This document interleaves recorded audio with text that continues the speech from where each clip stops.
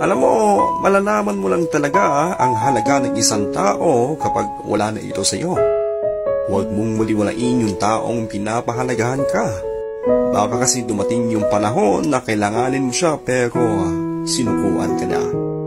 Malalaman mo lang talaga ang halaga ng piso kapag nagkulang ang pamasahe mo. Katulad din na malalaman mo lang ang halaga ng isang tao pag wala na ito sa iyo. Pag wala na sa tabi mo at hindi mo na siya nakikita. Kaya bigyan mo ng halaga yung taong nagmamahal sa iyo. Huwag mo siyang hayaang magising sa katotohanan na marami at may mas mahigit pang iba bukod sa iyo. Huwag mong hintayin mapagod siyang mag-effort sa iyo bago mo ma-realize na mahalaga pala talaga siya sa buhay mo. Alam mo, huwag mong bitawan isang bagay na hindi mo kayang makita na hawak na ng iba.